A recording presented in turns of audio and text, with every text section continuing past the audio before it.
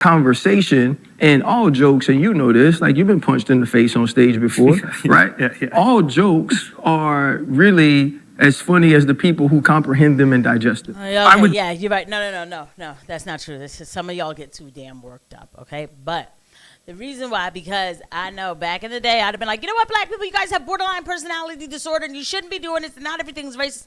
I don't say that kind of stuff as much anymore now, because I'm just kind of like, at this point, if we're not doing this to all groups, especially like, and I'm keeping it, anyway, especially like Jewish people, then why can't black people get crazy when, you know, something dumb like this happens? I laid my head down. Gave it some goddamn material. but I think the funny guys, it was created. I don't think it's like nurture nature. Yeah.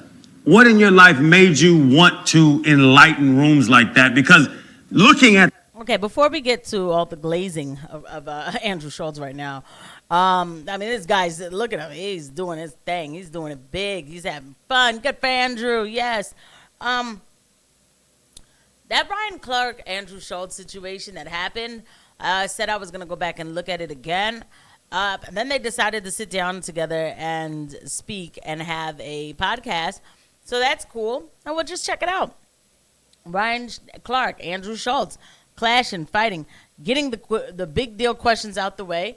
So let's go ahead and get into it.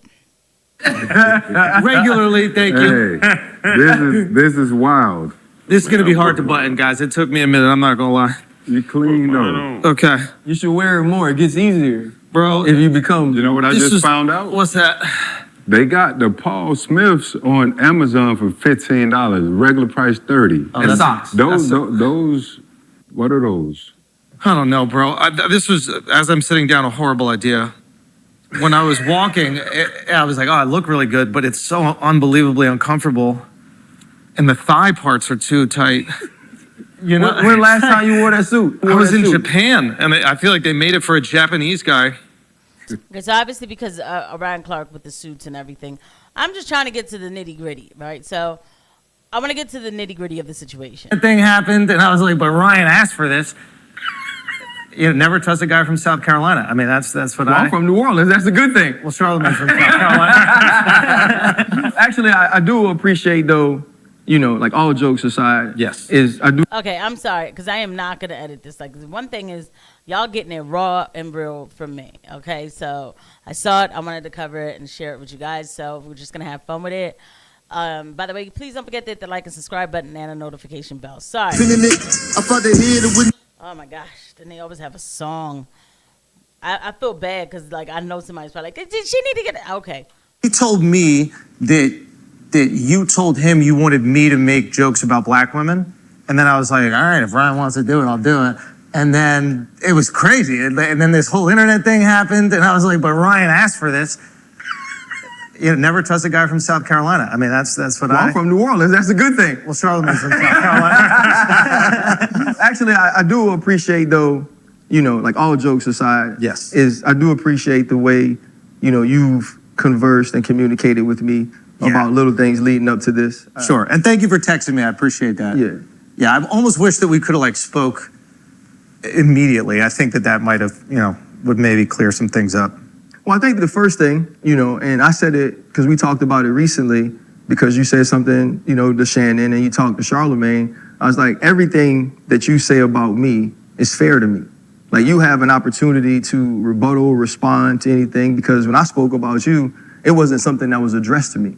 Right. I involved myself. Right. I understand this game, these platforms, is that like, okay, he's going to respond, and he should. Yeah. So I have no problem with that. What was, you know, in your responding, because it's been a while, what made you finally say something? Were you just asked about it, or? Okay, so for those who don't know what's going on, this was about Andrew Schulz makes jokes about black women, something about like all the black women in Atlanta weren't pretty or something like that. And then Ryan Clark, you know, commented on what he said, because that's what people do. This is what happens. This is how, look, and now the podcast is born, right? So we know how it goes with content creation. Somebody says something outlandish, everybody has a position to take, something to say.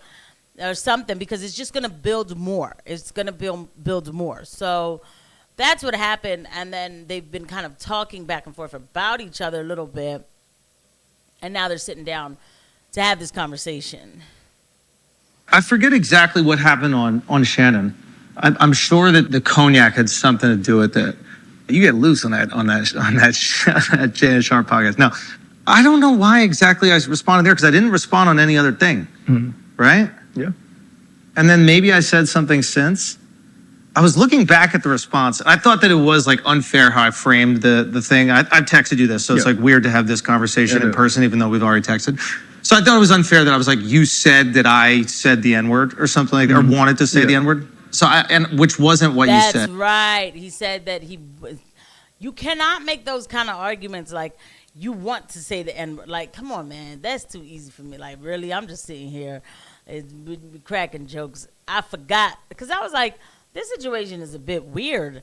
It's a bit, when I first heard it, I was like, this is just pointless. Not to say pointless, more than just like, I don't know, like I felt like it was a little like you reaching to argue with Andrew Schulz now. And I have to come out and say this, but now the podcast is born, so here we go. Like, I'm sure everybody's probably seen that clip that listens to the podcast right now. But I think it seemed as if you were trying to explain these things that are like troubling for you culturally. My initial reaction was obviously this thing like, why is he talking about this and like me right now? Like, what is the moment? And that's why I thought it was clout. And then when you text me, you're like, I have a lot of black women that are in my life that are going, hey, you need to address this. You need to understand this. You need to protect us. And I was like, okay, I get that. It's like more of a protective instinct. And I was like, okay, I understand where that's coming from. And like, I think that's noble. Like, I'm fine with that. And like, people are allowed to react however they want to jokes. I think that's like a misconception with comedians, that like, you have to like our jokes. Like, I didn't even think the joke was that good. But it was, I didn't think it was that good, but it was a joke. And the intention was to make people laugh. And I think the issue I had with what you said was that like, I felt it was framed as if like, I was unaware of these things that you were saying. You were like, I want to tell you what like black women mean to me. And then you told like beautiful stories about like, you know, your mother and what she did for you, and like your wife and what she was doing for you when your health was bad. You know what I mean? And I'm listening to this and I'm like, wow, like black women will do anything for their children, and they'll do anything for their husband when they're sick. And I was like, I think my mom and wife are black.